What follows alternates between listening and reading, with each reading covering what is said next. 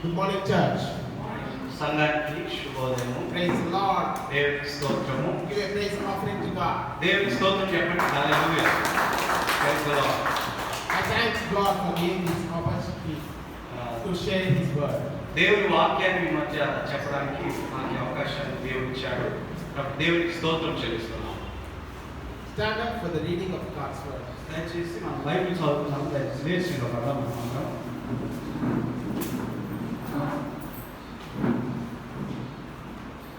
Scripture portion for today's sermon is taken from Acts chapter 19, 8 to 12. ఈ ఉదయకాల సమయంలో వాక్య పరిచర్య కొరకు ఏర్పాటు చేయబడిన వాక్య భాగము అపోస్తలుల కార్యములు 19వ అధ్యాయము 8 నుండి 12 వరకు 8 to 12. Yeah.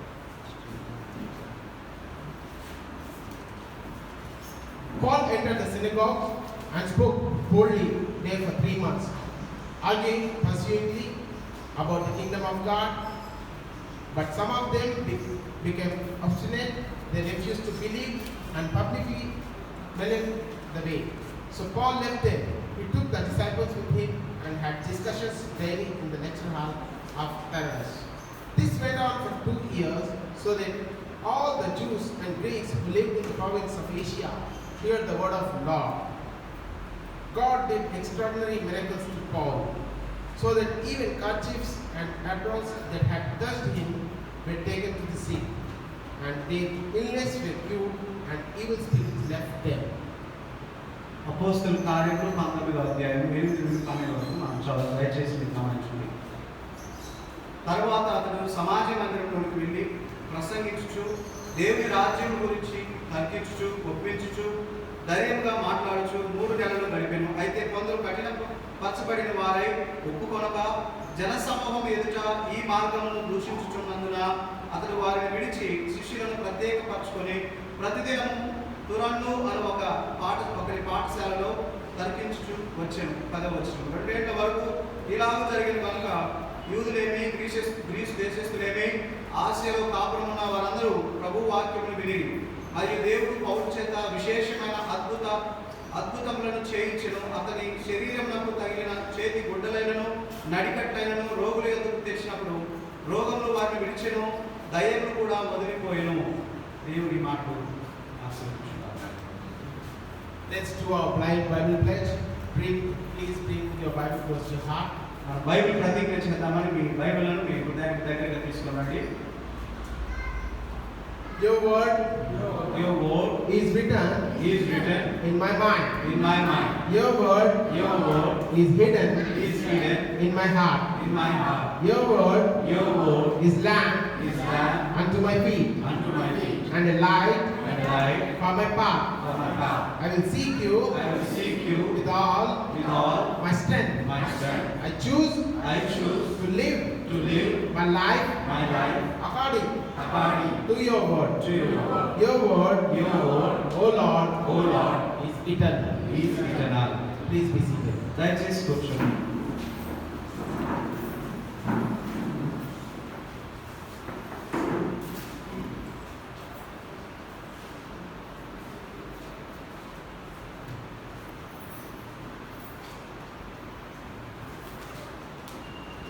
Church, as we are in the summer series called Riots and Revivals, ప్రియ సంగమా, మనము వాక్య సందేశములను వరుస క్రమంలో వింటున్నాము.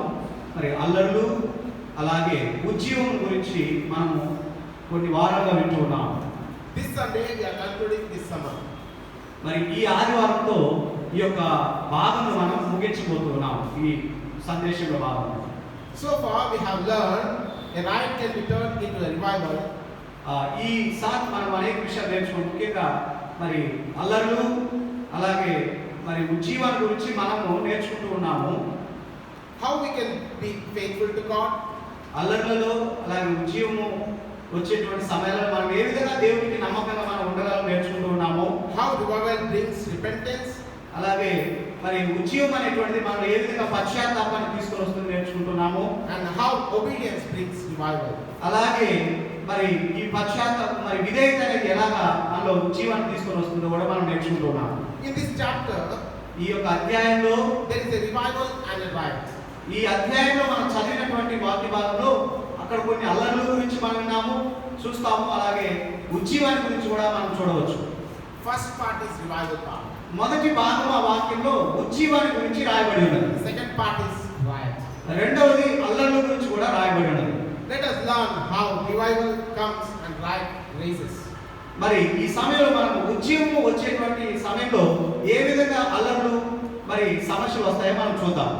The scripture says how Paul turned people towards God. మరి పౌలు భక్తులు ఇక్కడ వాక్యంలో చెప్తున్నారు, దేవుని తట్టు తిరగాలి అని చెప్పేటువంటి విషయాన్ని మనం చూస్తున్నాము. While preaching the word of God in Ephesus.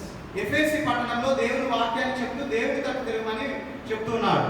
The whole chapter tells us about how God has given us the Great Commission. మరి ఈ అధ్యాయం అంతా కూడా దేవుడు మనందరికి ఇచ్చినటువంటి ఒక మహా ఆజ్ఞ గురించి చెప్తూ ఉంది. Which is preaching the gospel to the ends of the world. అది ఏమిటి అంటే లోకంలో ఉన్న ప్రతి ఒక్కరికి కూడా దేవుని వాక్యాన్ని మనము మరి ప్రకటించాలి అనేది మనం చూస్తాం. And making disciples in our primary responsibility. అలాగే శిష్యులను కూడా తయారు చేయడం అనేది మన యొక్క ప్రథమ కర్తవ్యంగా కూడా మనం చూడవచ్చు. Likewise, when Paul started preaching about kingdom of God, ఈ విధంగా దేవుని రాజ్యం గురించి పౌలు ప్రసంగిస్తూ ఉన్నప్పుడు he was there in Ephesus for 3 months. మరి ఈ తరుణంలో ఈ సమయంలో ఎఫెసీ అనేటువంటి పట్టణంలో అక్కడ 3 నెలలుగా వాక్యాన్ని ప్రకటిస్తూ ఉన్నాడు. And he was preaching with disputing, persuading the things concerning the kingdom of God. అక్కడ దేవుని రాజ్యం గురించి ఆయన పౌలు భక్తులు తర్కిస్తూ ఉన్నాడు, ఒప్పింపజేస్తూ ఉన్నాడు, వారితో మరి మాట్లాడుతున్నట్లుగా మనం చూస్తాము. In verse 9 it says some of the diverse were hardened and they refused to believe. అయితే దేవుని రాజ్యం గురించి పౌలు భక్తులు చెప్తుంటే అక్కడ కొంతమంది వారి హృదయాన్ని కఠినపరుచుకున్నారని రాయబడింది. But spoke even evil of that way before the multitude. అయితే ఆ మధ్యలో వారు భయంకరమైనటువంటి మరి తర్కములు చేశారు, భయంకరమైనటువంటి చెడు మాట కూడా అక్కడ వారు పలికారు. Even today, as we see when we are preaching to the world, the opposition arises. మనము ఈ లోకంలో మనం ప్రస్తుతం చూసి మనం ఎక్కడైనా దేవుడి వాక్యాన్ని బయట చెప్తున్నప్పుడు అక్కడ కూడా కొన్ని వ్యతిరేకతలు మనకు మరి కనపడుతూ ఉంటాయి. Raising of opposition is normal and quite natural. మరి సువార్త ప్రకటించడంలో వ్యతిరేకత పైకి లేవడము కలగడం అనేది అది సర్వసాధారణంగా మనం చూడాలి. Here Paul did not do not say anything to them. అయితే ఇక్కడ కొంతమంది వివాదాన్ని లేపినప్పుడు వారికి పౌలు భక్తులు ఏ విషయాల్లో వారికి ఏ విధంగా వారికి చెప్పలేదు, కానీ He departed from them. అక్కడి నుండి ఆ స్థలాన్ని వదిలి వెళ్ళిపోయాడు. He just left them for their sake and took his disciples with him. అయితే వారిని అక్కడ వదిలేసి మరి తన శిష్యులు ప్రత్యేకపరచుకుని వెళ్ళినట్టుగా చూస్తూ ఉన్నాం. And had a discussion with them every day in the school of Tyrannus. ఎవరైతే వాక్యాన్ని అంగీకరించి వాళ్ళు తీసుకెళ్లి తురన్నమైనటువంటి పాఠశాలలో ప్రతిరోజు వారితో దేవుని వాక్యాన్ని తర్పిస్తున్నట్లుగా చూస్తాం. He preached there for 2 years. అక్కడ వారికి సుమారు 2 సంవత్సరాలు దేవుని వాక్యాన్ని ప్రకటించాడు. So that both Jews and the Greeks in the land heard the word of the Lord. ఆ యొక్క సమయంలో అక్కడ యూదులు అలాగే గ్రీసు దేశస్తులు ఆసియా కాపురం వారందరూ కూడా చాలా మంది దేవుని వాక్యాన్ని విన్నారు. God did mightily miracles through Paul. అక్కడ పౌలు ద్వారా దేవుడు గొప్ప గొప్ప అద్భుత కార్యాలను అక్కడ దేవుడు చేశాడు. When people touched his clothes, they were healed. పౌలు యొక్క వస్త్రాలని ముట్టినప్పుడు ప్రజలకు స్వస్థత కలిగింది. Of their sickness and diseases. వారి రోగాల నుండి వారి వ్యాధుల నుండి వారికి స్వస్థత కలిగినది. This incident reminds us a woman who was healed of her sickness by touching the clothes of Jesus. ఈ యొక్క ఘటన మనం చూస్తున్నప్పుడు మరొక బైబిల్లో రాయబడినది, ఒక స్త్రీ ఆమె కూడా యేసుక్రీస్తు యొక్క వస్త్రాన్ని ముట్టినప్పుడు చెక్కుని ఆమె కూడా తన జీవితంలో ఉన్న వ్యాధి స్వస్థపడినట్లుగా చూస్తాము. Here we see how Paul transformed into the image of Jesus Christ. ఇక్కడ చూడండి పౌలు ఏ విధంగా యేసుక్రీస్తు యొక్క స్వరూపానికి తను మార్చుకొని ముందుకెళ్తున్నాడో మనం గమనించవచ్చు. He followed the footsteps of Christ. ఆ పౌలు భక్తులు యేసుక్రీస్తు యొక్క అడుగు జాడలను మరి వెంబడించినట్లుగా చూస్తూ ఉన్నాము. When we look into the life of Jesus, మనము యేసుక్రీస్తు యొక్క జీవన విధానాన్ని మనం చూసినట్లయితే he chose his disciples who achieved his goal. మరి తన శిష్యులు కూడా తనలాగే ఇలాంటి గొప్ప కార్యాలు చేయాలని ఎంతో ఆశపడ్డాడు. Who chose his disciples? యేసుక్రీస్తు తన శిష్యుల్ని అది ఏర్పాటు చేసుకున్నట్లుగా చూస్తాము. Likewise, Paul chose his disciples who achieved his goal too. అలాగే పౌలు కూడా మరి యేసుక్రీస్తు వలె అనేక మంది శిష్యులను ఏర్పాటు చేసుకొని తన యొక్క ఉద్దేశాలను ఆయన నెరవేర్చాడు. The goal of Paul is to bring people to Jesus. మరి పౌలు యొక్క గురి ఏమిటి అంటే ప్రజలను క్రీస్తు యొద్దకు తీసుకొని రావడమే. Now let's read the verse from 13 to 16. ఇప్పుడు మన అదే అధ్యాయంలో 13 నుండి 16 వచనాలు మనం గమనిద్దాం. Some Jews went around driving out evil spirits, tried to invoke the name of the Lord Jesus over those who were demon possessed. They would say, "In the name of Jesus whom Paul preaches, I command you to come out." Stephen, son of Sceva, a Jewish chief priest, were doing this. One day the evil spirit answered them, "Jesus I know and Paul I know, but who are you?" Then the man who had the evil spirit jumped on them and overpowered them all. He gave them such a beating that they ran out of the house naked and bleeding. 13వ వచనం నుండి 16 వరకు మనం అప్పుడు దేశ సంచారులు మాంత్రికులైన కొందరు యూదులు పౌలు ప్రకటించు యేసుతోడు మిమ్మల్ని ఉచ్చాటన చేయుచున్నానను మాట చెప్పి దయ్యములను పట్టిన వారి మీద ప్రభువైన యేసు నామమును ఉచ్చరించినప్పుడు పూనుకొని యూదులైన స్కెవయను ఒక ప్రధాన యాజకుని కుమారులు 7 అలాగ చేయుచుండ్రి. అందుకు ఆ దయ్యము మరి యేసుని గుర్తెరుగుదును పౌలును కూడా ఎరుగుదును గాని మీరెవరని అడుగగా ఆ దయ్యం పట్టిన వాడు ఎగిరి వారి మీద పడి వారిలో ఇద్దరిని లొంగదీసి గెలిచెను. అందుచేత వారు దిగంబరులై గాయం తగిలి ఆ ఇంటి నుండి పారిపోయి. So here we see Jews like today's worldly Christians. మరి ఇక్కడ యూదులు మనం చూస్తే ఇప్పుడు ప్రస్తుతానికి ఉన్నటువంటి మామూలు మరి నామకార్థ క్రైస్తవులు కూడా ఇలాగే ఉంటారు మనం చూస్తాం. Who use God's name which is most powerful. మరి దేవుని యొక్క శక్తి కలిగిన నామాన్ని ఊరికనే ఉపయోగిస్తూ ఉంటారు. For their glory, వారి మహిమ కొరకు ఉపయోగిస్తూ ఉంటారు. for their business, వారి వ్యాపారం కొరకు ఉపయోగిస్తూ for ఉంటారు. their food, వారి యొక్క ఆహారం కొరకు కూడా and ఉపయోగిస్తూ so ఉంటారు. on. ఇంకా అనేక విషయాల కొరకు లాభం కొరకు యేసుక్రీస్తు నామాన్ని ఉచ్చారణ చేస్తూ ఉంటారు. Today we see Christians who are repeating the same mistake. ఈ రోజు క్రైస్తవులు కూడా అలాగే మరి యేసుక్రీస్తు శక్తి కలిగిన నామాన్ని వారి లాభం కొరకు ఉపయోగిస్తున్నారు. They underestimate the power in God's name and use it in vain. మరి దేవుని యొక్క శక్తి దేవుని నామాన్ని మరి చాలా తక్కువ అంచనా వేస్తూ మరి ఊరికనే ఉపయోగం లేక సులభంగా దేవుని నామాన్ని ఉపయోగిస్తున్నారు. They take it very casually and this led them to their consequences and sufferings. అలాగే దేవుని పేరుని చాలా సర్వసాధారణంగా సులభం చేస్తూ ఉపయోగించడం ద్వారా వారు అనేకమైన నష్టాలు కొని తెచ్చుకుంటారు. The Bible says, "Do not use the name of the God in vain." మరి దేవుని నామమును వ్యర్థంగా మీరు ఉచ్చరించవద్దని బైబిల్ చెప్తుంది. Scripture says that the man in whom there was evil spirit has jumped on them. ఇక్కడ బైబిల్లో చెప్తుంది ఒక వ్యక్తిలో ఉన్నటువంటి దయ్యములు ఎదుటి వారి మీద దూకెను అని చెప్తుంది. To master and empower them all. వారిని లొంగ తీసుకున్నట్లుగా అక్కడ రాయబడి ఉన్నది. So that they flee out of that house naked and wounded. ఆ సమయంలో వారు దిగంబరులై ఆ ఇంటిని వదిలిపెట్టి పారిపోయినట్లుగా అక్కడ రాయబడి ఉన్నది. By seeing this, they created a reverence among people upon the law. ఇలాగ జరిగినటువంటి ఘటన బట్టి అక్కడ చూసి వారందరికీ భయము గౌరవము కలిగినట్లుగా చూస్తూ ఉన్నాం. Then the fear of the Lord fell upon them and the name of the Lord Jesus was magnified. అక్కడ దేవుని భయం ప్రజల హృదయాలలో కలగడం ద్వారా యేసుక్రీస్తు యొక్క నామము మరి మహిమ పరచబడినట్లుగా చూస్తూ ఉన్నాం. When they saw Paul, they were filled with fear. మరి అప్పుడు పౌలు వారు చూసినప్పుడు వారు భయంతో నిండిపోయినట్లుగా చూస్తూ ఉన్నాం. And we saw what happened to others. అలాగే చుట్టూ ఉన్నటువంటి వారికి కూడా ఏమైంది అక్కడ మనం గమనించవచ్చు. They changed their hearts and confessed their sins. వారు వారి హృదయాన్ని మార్చుకొని వారి పాపాలని మరి దేవుని దగ్గర ఒప్పుకున్నట్లుగా చూస్తూ ఉన్నాం. In 20 verse, so the word of the Lord grew mightily and prevailed there, and this is the will of God. అక్కడ మనం చూస్తాము 19:20 వచనంలో మరి వాక్యము బాగా ఎక్కువగా ప్రభావంతో వాక్యం ప్రబలమై వ్యాపించమని రాయబడి ఉంది. So God wants His word to prevail through us. మరి దేవుని యొక్క వాక్యము మన ద్వారా మరి వ్యాప్తి చెందాలని దేవుడు ఎంతో కోరుకుంటాడు. In the Old Testament, when we see in the story of Esther and Mordecai, మనం పాత నిబంధన మనం ఒకసారి మన బైబిల్ చూసి తిప్పి ఎస్తేరు యొక్క జీవిత చరిత్ర మనం చూస్తే the evil Haman was trying to kill the Jews in the kingdom. మరి దుష్టుడైనటువంటి హామాను ఈ ఎస్తేరును వారి సంతానమును చంపాలని చూస్తాడు.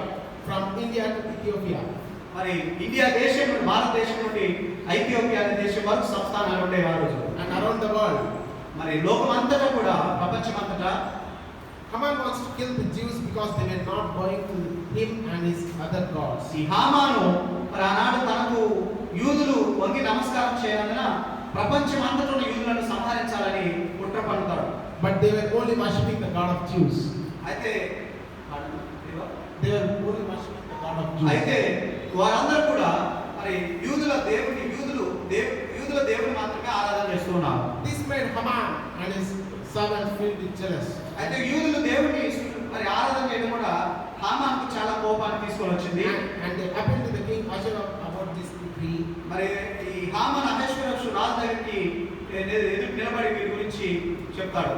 When Mordecai and Esther came to know about Haman, Haman's plotting, మరి ఈ హామాను వారిపై కుట్ర పన్ని ఇలా చేస్తున్న విషయాలన్నీ కూడా ఎస్తేరు మొర్దెకైకి తెలిసినప్పుడు the letters were sent to every province about the king's decree. అలాగే మరి యూదులందరూ ప్రతి సంస్థానంలో ఉన్న వారందరూ హతం చేయబడాలని మరి కొన్ని తాకీదులు కూడా అన్ని సంస్థానాలకు పంపించిన విషయాలు కూడా రాయబడి ఉన్నాయి. Anyone who doesn't bow to the king and to the gods of that land would be sentenced to death.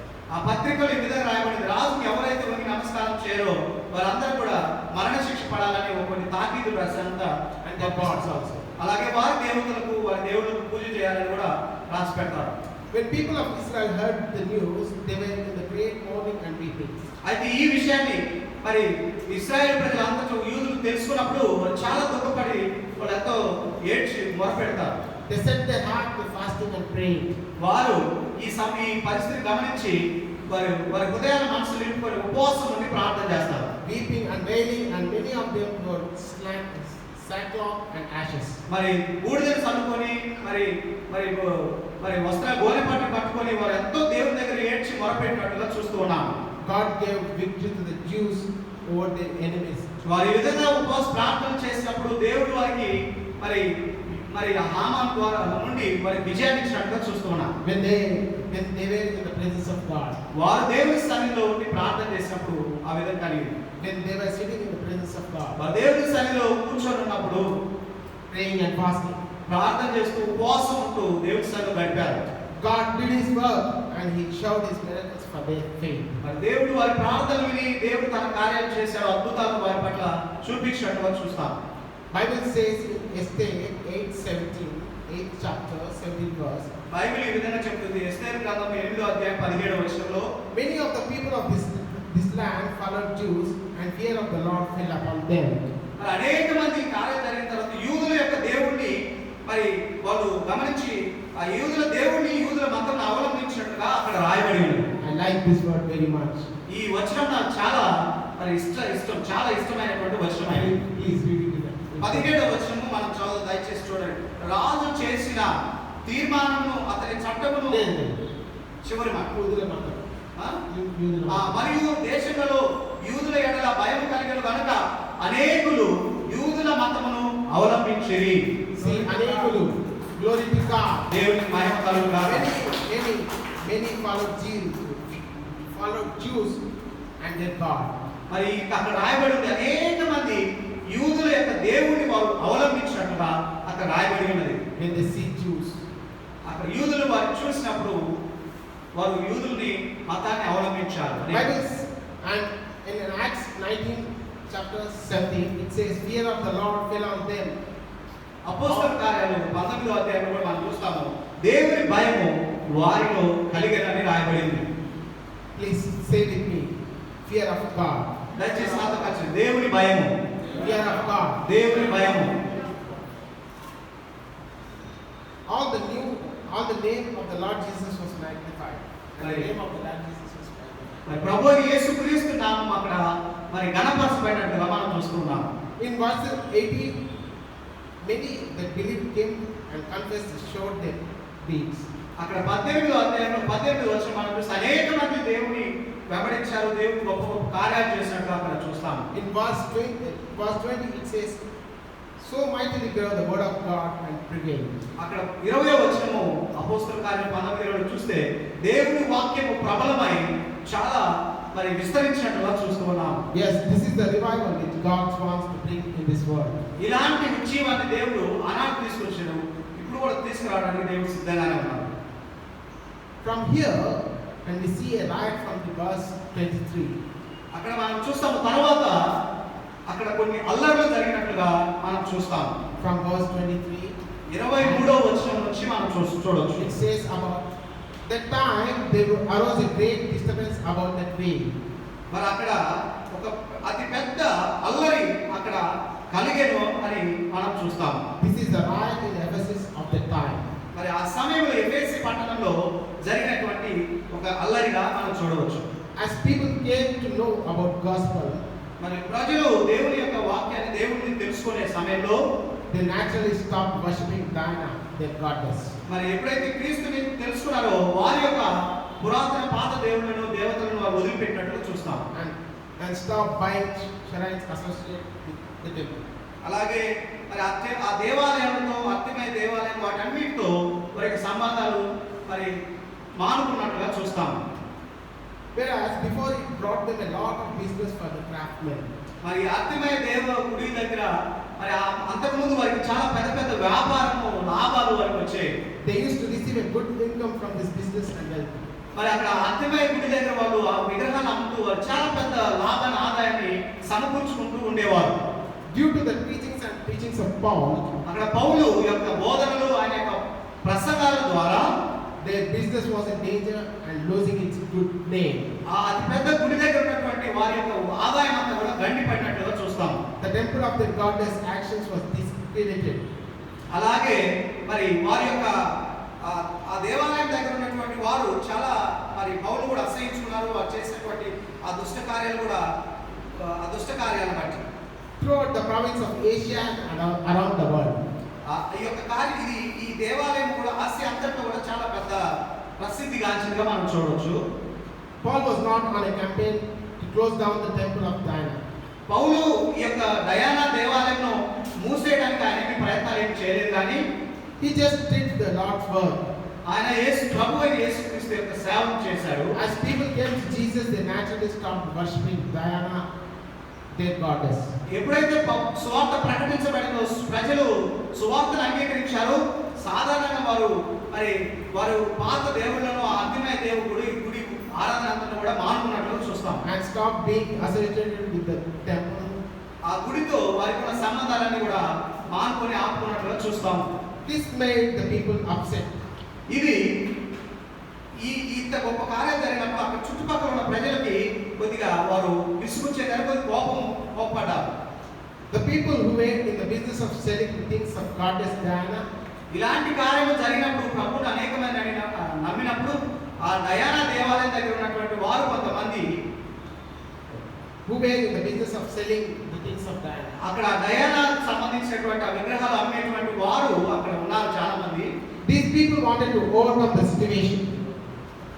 They want to overcome the situation. అయితే ఈ పరిస్థితి వాళ్ళు దాన్ని అధిగమించాలని వాళ్ళు అనుకున్నారు. They tried to stop spreading the gospel. అయితే వీరు మరి ఆ సువార్తను ఏదైనా ఒకటి చేసి దాన్ని ఆపాలని కూడా ప్రయత్నం చేశారు. So to achieve this, they all assembled in the theater and brought travel companions of Paul and started shouting at them. ఈ సువార్తను ఆపడానికి అక్కడ వారు ఒక సభ పెట్టి దాన్ని కొన్ని ఆలోచనలు చేసుకుంటారు, ఎట్లా దీన్ని సువార్తను ఆపాలని ప్రయత్నం చేస్తూ ఉన్నారు. Great is Artemis of Ephesus. అక్కడ ఎఫెసీ పట్టణంలో అక్కడ అందరూ కలిసి అత్యమైన దేవత మహా గొప్ప దేవతని పెద్దగా అలా వస్తున్నారు. And they did not know what to do at that time.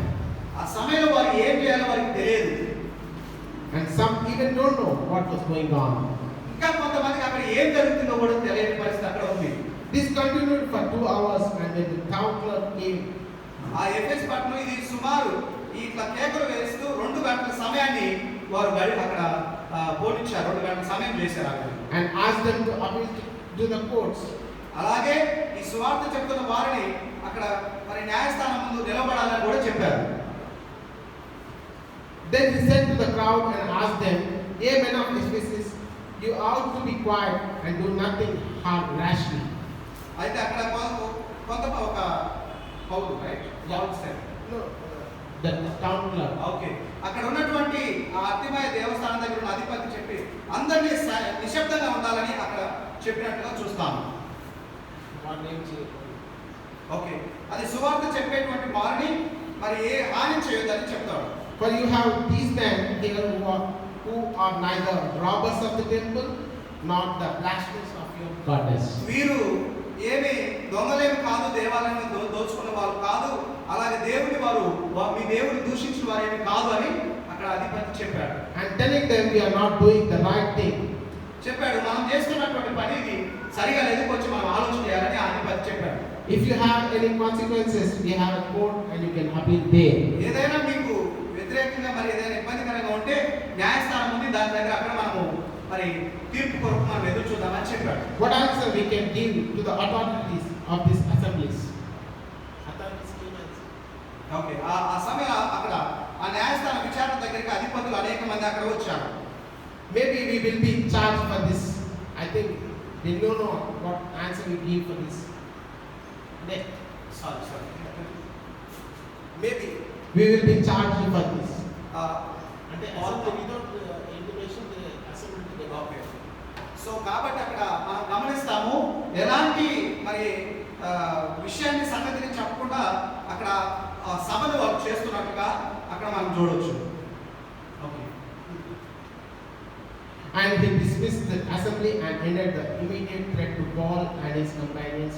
ఆ అధికారి ఆ మహాసభని మరి దాన్ని ఆపేసి పౌలు వారికి ఎలాంటి హాని కలగకుండా మరి అక్కడ ముందుకెళ్ళినట్లు చూస్తున్నాం. Even today we are facing the same situation. ఈ రోజు కూడా ప్రస్తుతం కూడా మరి సువార్త విషయంలో మనకు అలాంటి పరిస్థితులు ఎదురవుతున్నాయి. God had protected his work and his people again. దేవుడు ఇప్పుడు కూడా మరలా తన ప్రజలను తన వారిని దేవుడు సంరక్షిస్తూ ఉన్నాడు. This shows the Christians having faith in God. దాని అర్థం ఏమిటంటే క్రైస్తవులకు దేవుని మీద విశ్వాసం ఉన్నది అని. And their responsibility in the society to present the gospel. మరి వారు సువార్తను ప్రకటించాలనేటువంటి బాధ్యత ఉన్నది కాబట్టి దేవుడు సంరక్షిస్తున్నాడు. Without hurting others and their beliefs. మరి ఇతరుల యొక్క మత విశ్వాసాలను మరి హాని కలగకుండా, వారికి ఇబ్బంది కలగకుండా సువార్త ప్రకటించడం చాలా ప్రాముఖ్యం. The scripture says Paul and his men never spoke about their religious or their gods. పౌలు తనతో ఉన్నటువంటి వారు జతపని వారు వేరే మతస్థుల గురించి, వాళ్ళ దేవతల దేవుని గురించి ఒక్క మాట కూడా దూషణ మాటలు పలకలేదని చూస్తాం. They were only preaching the gospel and this helped them. And Paul had his men to preach the gospel for many years. ఈ విధంగా చేయడం ద్వారానే పౌలు యేసుక్రీస్తు సువార్తను అనేక సంవత్సరాల పాటు ప్రకటించుకుంటూ ముందుకు కొనసాగి వెళ్ళారు. Now we can understand how were they able to preach gospel for such a long time.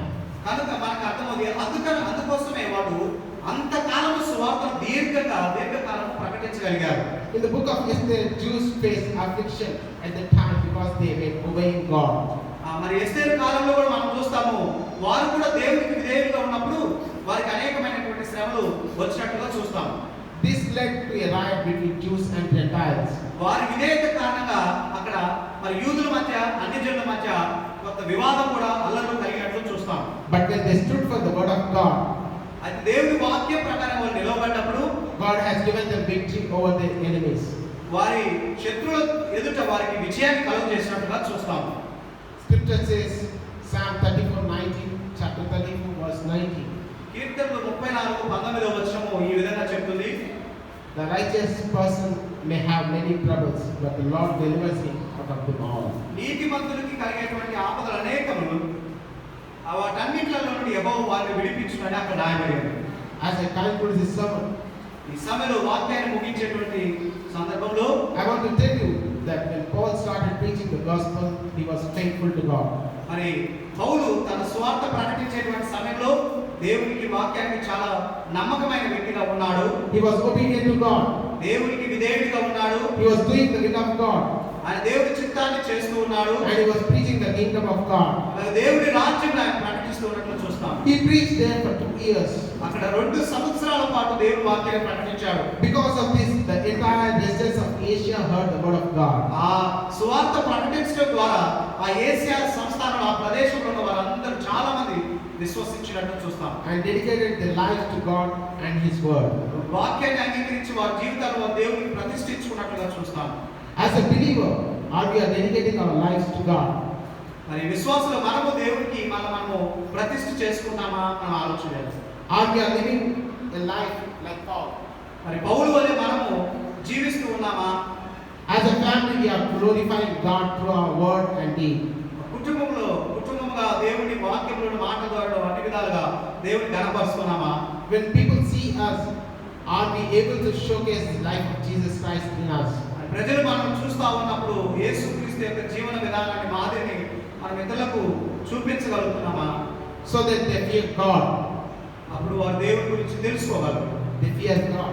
దేవుని భయం వారిలో కలుగుతుంది. When they see us living like Christ, మరి క్రీస్తు వలె మనము జీవిస్తున్నప్పుడు are they following Christ? మనం చూసి వారు యేసుక్రీస్తుని వెంబడిస్తున్నారా? Are we living a life that will bring glory to God? మన దేవునికి మహిమ తీసుకొచ్చే విధానంలో మనం జీవిస్తున్నామా? This chapter teaches us all a permanent lesson that when disciples boldly preach the word, మరి ఈ వాక్య అధ్యాయం మనం చూస్తా ఉన్నప్పుడు మనకి ఒక చిరకాలం ఉన్నటువంటి ఒక పాఠాన్ని దేవుడు నేర్పిస్తున్నాడు. వారు ఏ విధంగా సువార్తకు వారు కట్టుబడి ఉన్నారో మనం కూడా ఆ విధంగా ఉండాలని నేర్చుకోవాలి. true revival came in the society and brought a revolution in the society. మరి వారు ఆ విధంగా ప్రకటించినప్పుడు ఆ సమాజంలో అతి పెద్ద ఉద్యమము ప్రజలలో కలిగినట్టుగా మనం చూస్తూ ఉన్నాం. Fear of the God fell upon them when they see Jews and others they followed Jews. మరి మనం చదివిన వాక్య భావాలు యూదులను చూసినప్పుడు ప్రజలలో దేవుని భయము వారికి కలిగినని మనం చూస్తూ ఉన్నాం. And they followed Jews. అలాగే యూదులను వారు మరి వెంబడించినట్టుగా కూడా మనం చూస్తూ ఉన్నాం. The fear of the Lord came upon the people and they confessed and followed Jesus in Acts. అలాగే అపోస్తలుల కార్యాలు చూసినప్పుడు దేవుని భయం ప్రజలలో కలగడం ద్వారా వారు యేసుక్రీస్తుని వెంబడించినట్టుగా చూస్తూ ఉన్నాం. If we are like normal Christians like Jews in the chapter, మనము ఒకవేళ ఆ అపోస్తలుల కార్యాలలో నామకార్థ యూదుల వలె మనమయమైన నామకార్థ క్రైస్తవులుగా ఉంటే who used Christ's name and who used God's name in vain, వారు దేవుని పేరుని వ్యర్థంగా పలికి ఉపయోగించుకున్నట్లుగా ఉన్నారు and got into trouble. వారు తద్వారా సమస్యలోకి చిక్కుకుపోయారు. In our life, if we remain in our comfort zones and seek ourselves for our glory, ఒకవేళ మనము కూడా మన విశ్వాసంలో మరి విశ్వాస విషయంలో సుఖంగా మరి ఏ బాధ శ్రమ లేకుండా జీవించాలని ఒకవేళ మనం అనుకుంటూ ఉంటే we too will encounter situations like Jews did. మరి ఆనాడు నామకార్థ క్రైస్తవులు ఏ విధంగా సమస్యలు ఎదుర్కోవాల్సి వచ్చిందో ఎదుర్కొన్నారు, మనం కూడా అదే విధంగా ఎదుర్కోవాల్సి వస్తుంది. Like they used God's name for their pride and faith and credited the right. మరి ఆనాడు వారు యూదులు నామకార్థ యూదులు దేవుని పేరుని వారి పేరు ప్రఖ్యాతల కొరకు ఉపయోగించుకున్నట్టు చూస్తూ ఉన్నాం. If we are like them, we would even bring riots in our society. ఒకవేళ మనం కూడా వారి వల్ల ఉంటే మనం కూడా సమాజం అల్లర్లు మరి సృష్టించే వారుగా మిగిలిపోతాం. So today God is asking us to lead a life which will bring the reverence of Lord within the people.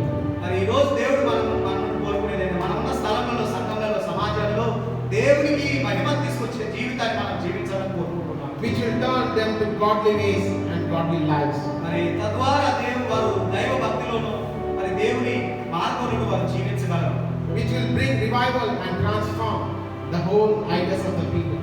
అలాగే వారిలో పెద్ద ఉద్యమము రూపాంతరము కూడా దేవుడు తీసుకురాగలరు Within the society and the ends of the world. అలాగే ఈ విధంగా జీవిస్తున్నప్పుడు ఇది మన చుట్టుపక్కల సమాజంలోనూ మరి సర్వ సృష్టి కూడా ఈ విధంగా దేవుడు మార్పు తీసుకురాగలరు. As we are children of God and as we are faithful to God, మనము దేవుని పిల్లలుగా దేవునికి నమ్మకమైన వారుగా మనం ఉంటూ ఉన్నప్పుడు we here have the burden for pursuing souls and building His kingdom. ఆ విధంగా ఉన్నప్పుడు తప్పనిసరిగా మనకి దేవుని రాజ్యాభివృద్ధి కొరకు ఖచ్చితంగా మనలో భారం అనేది కలుగుతూ ఉంది. So are we are taking the burden God has kept us? మరి అలాగే మనము అలాంటి భారమును మన హృదయాలలో మనం తీసుకోవాలి అనేది చాలా ప్రాముఖ్యం. When others see us, they should fear the Lord like in Ephesus. మరి ఎఫెసులో పౌలు వారిని చూసినప్పుడు ప్రజలు భయం కలిగినట్టు మనం చూసినప్పుడు మనను ఎదుటివారు దేవుని భయం కలిగి ఉండాలనేది మనం చూస్తూ ఉన్నాం. If our lives are not bringing glorification to the name of the Lord, ఒకవేళ మన జీవితాల ద్వారా దేవుని నామానికి మహిమ రావడం లేదు అంటే then we should say that we are in trouble. అప్పుడు ఖచ్చితంగా మనం తెలుసుకోవాల్సింది ఏంటంటే మనము సమస్యలోనే ఉన్నాము. So let's make difference for who we are and whom we serve.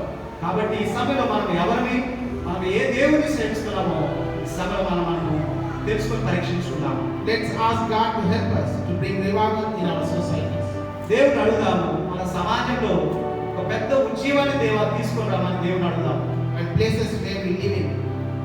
అలాగే మరి దేవుడు ఎక్కడ మనం నడిపిస్తాడు ఆ విధంగా మనం వెళ్ళాలని అడుగుదాం. Through our lives, through our works. అలాగే మన జీవితాల ద్వారా మన క్రియల ద్వారా కూడా ఈ ఉజ్జీవం రావాలి. Through our behavior, through our words. అలాగే మన మాటల ద్వారా మన ప్రవర్తన ద్వారా కూడా ప్రజలు దేవుని తెలుసుకోవాలి. So we bring children of God should bring revival in our society, but not riot.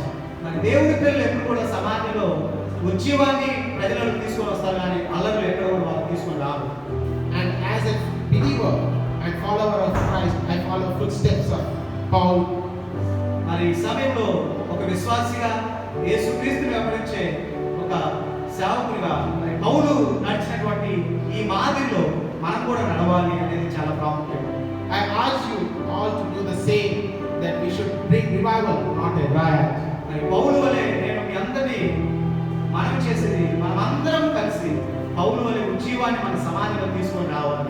I want to share my own experience. నేను మీతో నా వ్యక్తిగతమైన అనుభవాన్ని పంచుకోవాలని అనుకుంటున్నాను. When we first accepted Jesus Christ and started following Him with my own family, నేను ప్రభువుని కొత్తగా నమ్మి మా కుటుంబంలో నేను జీవిస్తున్న కాలంలో leaving behind all the norms, old norms that we used to do before, మరి క్రీస్తుని నమ్మిన తర్వాత పాత పద్ధతులు ఆచారాలన్నీ కూడా వదిలిపెట్టాము. and we started to do what God taught us. అవన్నీ పాత పద్ధతులు వదిలిపెట్టి బైబిల్లో దేవుడు ఏం చెప్పాడు దాన్ని పాటించడం మొదలుపెట్టాము. Then my wife's parents and her siblings, my in-laws, came to know about this and started hating us for following Christ and living a truthful life. మరి వారు దేవుని మార్గంలో ఈ విధంగా జీవిస్తున్నప్పుడు మరి అత్తగారి కుటుంబం వైపు నుండి అనేక మంది బంధువుల నుండి మరి కొంత వ్యతిరేకతలు కలిగినట్టుగా నేను చూశాను. They kept us away from every ritual and program held for 3 to 4 years. మరి మా విశ్వాసాన్ని బట్టి బంధువులు కుటుంబీకులందరూ కూడా మమ్మల్ని దూరం పెట్టారు. సుమారు 2-3 సంవత్సరాలు మాతో కలిసి వారు ఉండలేదు. But we were not disheartened. అయితే వాటన్నిటిని బట్టి పరిస్థితులను బట్టి మేమేమి కలవరపడలేదు, బాధపడలేదు. We waited for God's work to be done. అయితే దేవుని చిత్తము దేవుని కార్యము జరగాలని మేము ఎంతో నిరీక్షించాము. We prayed and had patience and God did His work. అయితే మేము ప్రార్థన చేసి ఓపికతో దేవుని కార్యం జరగాలని నిరీక్షణతో ఎదురు చూస్తున్నాం. After 4 years, 4 సంవత్సరాల తర్వాత my in-laws started coming to us. మరి వారి అత్త కుటుంబం నుండి ప్రభువుని తెలుసుకోవడం ప్రారంభించారు. And they accepted us. ఆ తర్వాత వారు మమ్మలను అంగీకరించారు. But they didn't believe Christ yet. కానీ అయినప్పటికీ కూడా వారు క్రీస్తుని అంగీకరించలేకపోయారు. But still, we did our work. అయినప్పటికీ కూడా మేము చేయవలసిన కర్తవ్యాన్ని మేము చేశాము. We presented the love of God to them. మేము క్రీస్తు ప్రేమను వారికి ప్రకటించాము. We were patient. మేము ఓపికతో చూస్తూ ఉన్నాము. We never hurt their feelings as they don't know it completely. అయితే వారిని మేము ఎప్పుడు బాధపరచలేదు. అలాగే మమ్మల్ని వాళ్ళు చాలా బాధపెట్టారు. And slowly they get to know that Christian is a person who prays for the others.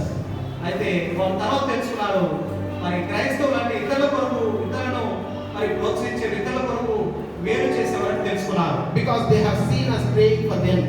అలాగే వారు మేము ప్రార్థన చేయడం కూడా వారు గమనించినట్టుగా For their families, for their problems, for their health and many things. అలాగే వారి కొరకు వారి కుటుంబాల కొరకు వారి ఆరోగ్యం కొరకు ప్రార్థన చేస్తూ వాళ్ళు గమనించారు. So I and my family made a difference in their lives. కుటుంబం అంతా కూడా వారిలో ఒక పెద్ద మార్పు తీసుకురాగలిగాము. Have you ever thought how Paul was able to preach the gospel in Ephesus? ఒకసారి ఆలోచన చేశారా ఎఫెసీ పట్టణ పౌలు ఏ విధంగా సువార్త ప్రకటించి ఉండొచ్చు? Which was under the influence of Satan. సాతాను యొక్క కబంధాస్తాలో ఉన్న ఆ పట్టణంలో ఏ విధంగా పౌలు సువార్త ప్రకటించాడు? He was able to preach the gospel because he never hurt their feelings. అయితే వారి యొక్క మనోభావాల్ని ఏ విధానంలో వారికి ఇబ్బంది కలగకుండా సువార్తను ప్రకటించగలిగాడు. He never blasted about their belief in other goddess. Rather, he presented the truth to them. వారి యొక్క మరి మత విశ్వాసాల గురించి ఏనాడు కూడా ప్రస్తావించకుండా తను చెప్పేటువంటి సువార్తను మాత్రమే వారికి ఆనాడు ప్రకటించాడు పౌలు. The truth was in the gospel. ఆ సత్యం ఏమిటంటే అది సువార్త అయినది. So we also need to preach the gospel to Gentiles మనం కూడా అన్ని జనులకి సువార్తను ప్రకటించవలసిన వారమై ఉన్నాం. without hurting their feelings and their belief. వారి యొక్క మనోభావాలను వారి మనసులో ఉన్నారు వారి ఆలోచనలను మనం గాయపరచకుండా మనం సువార్తను ప్రకటించాలి. Let's pray. ప్రార్థన చేస్తున్నాము. God, as we are your children, దేవా మేము ఈ సమయంలో మీ పిల్లలుగా మీ సన్నిధికి వస్తూ ఉన్నాము. help us to live a life that brings honor to you. ప్రభువా మీ నామానికి మహిమ తెచ్చేటువంటి జీవితాన్ని మాకు ఇవ్వమని సహాయం చేయమని అడుగుతున్నాము. And reverence to your name. మీ నామాన్ని గణపరిచి మీ నామాన్ని గౌరవించే జీవితాన్ని మాకు ఇవ్వండి ప్రభువా. Holy Spirit God, fill us with your spirit. పరిశుద్ధాత్మ దేవా మమ్మల్ని మీ ఆత్మతో నింపమని ప్రార్థన చేస్తున్నాము. Lead us with your knowledge and wisdom. ప్రభువా మీ జ్ఞానంలోనికి మీ మమ్మల్ని మీరు నడిపించమని ప్రార్థన చేస్తున్నాము. That will help us to live a life which brings glory to your name. మీ నామానికి మహిమ తెచ్చేటువంటి జీవితాన్ని మాకు ఇవ్వమని సహాయం చేయమని అడుగుతున్నాము. Through our behavior, through our words, through our deeds. మా ప్రవర్తన ద్వారా మా క్రియలు మాటల ద్వారా మీ నామాన్ని మహిమపరచడానికి సహాయం చేయండి. Help us to bring revival in the society to follow Christ. ప్రభువా మా సమాజంలో ప్రజలలో ఉజ్జీవాన్ని కలుగు చేసి మిమ్మల్ని వెంబడించేటువంటి కృపను అనుగ్రహించండి. Where we live. నా ప్రభు అలాగే మాకు సహాయం చేయండి. Bless us in the name of Jesus we ask and pray. యేసుక్రీస్తు నామములో మమ్మల్ని ఆశీర్వదించమని అడుగుతున్నాము తండ్రి. ఆమేన్.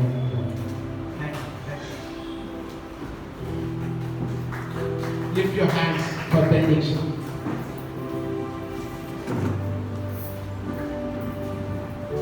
May the love of Father, grace of Lord Jesus Christ, and communion of the Holy Spirit be with you now and forever. Amen. Thank you, church. Thank you. Thank you for joining us this morning. Thank you. God bless you.